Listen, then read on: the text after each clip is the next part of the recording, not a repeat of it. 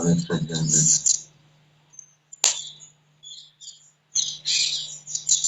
महर्षि दयानंद जी ने वेद भाष्य में एक स्थान पर लिखा है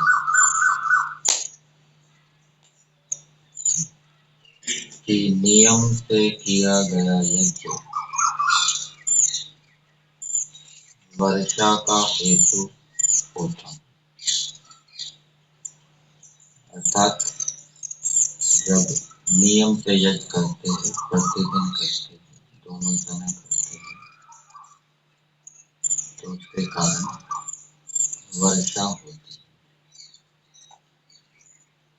ऐसा बच्चे से क्या निकला कि यदि यज्ञ नियम से नहीं किया जाएगा, कभी कर दिया कभी नहीं किया,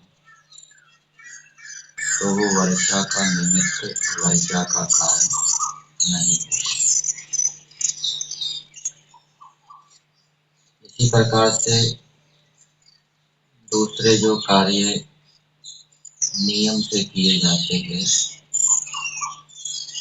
तो वो विशेष लाभकारी होते, हितकारी होते। नियम से किया गया व्यायाम, नियम से किया गया ब्रह्मचर्य का पालन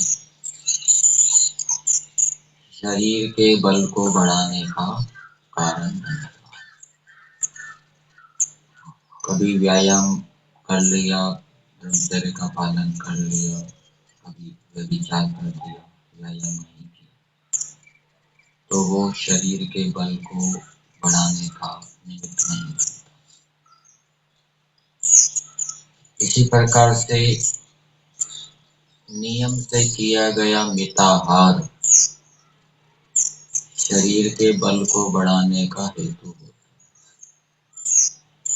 कभी तो अधिक भोजन खा लिया, स्वादिष्ट भोजन आया तो पूरा पेट भर दिया, और कभी कम भोजन खा, तो ऐसा करने से शरीर का बल बढ़ जाए, ऐसा कभी नहीं हो। नियम से किया गया मिताहार ही शरीर के बल को बढ़ाने का कारण बनता है। इसी प्रकार से यात्रा के प्रसंग को लें, किसी ने नियम बना लिया कि मैं कुछ महीनों तक इसी रास्ते से दूसरे नगर में जाऊंगा। अब जब वो नियम से उस रास्ते से दूसरे नगर में जाएगा, तो उस रास्ते का उसको अनुभव होगा। वर्षा ऋतु में कैसी परिस्थितियां होती है उस रास्ते में, गर्मियों में कैसी परिस्थितियां होती है, सर्दियों में कैसी परिस्थितियां होती है, उस रास्ते का विशेष अनुभव उसको होगा। कभी तो वो किसी एक रास्ते से नगर में गया, कभी दूसरे रास्ते से नगर में गया, किसी एक मार्ग पर टिका नहीं, तो उसको विशेष अनुभव हो जाए किसी मार्ग का, ऐसा नहीं। इसी प्रकार से हम जो संध्या उपासना करते हैं, उनके लिए भी मंत्रों को निश्चित किया गया है। संध्या के मंत्र निश्चित है, और जप कौन से मंत्र से करना है वो भी नियम किया गया है। गायत्री का जप करना चाहिए संध्या के बाद। यदि उपासना के समय हम मंत्रों को बदलते रहेंगे, नए नए वाक्यों का, नए नए मंत्रों का प्रयोग करते रहेंगे, तो विशेष लाभ नहीं। और जब निश्चित मंत्रों से संध्या करेंगे, निश्चित मंत्र से जप करेंगे, तो उन मंत्रों से हमें विशेष लाभ होगा। वो मंत्र हमारे जीवन के अंदर आएंगे, व्यवहार के साथ जुड़ेंगे। उन मंत्रों से संबद्ध जो भावनाएं हैं, उनके संस्कार दृढ़ होंगे, मजबूत।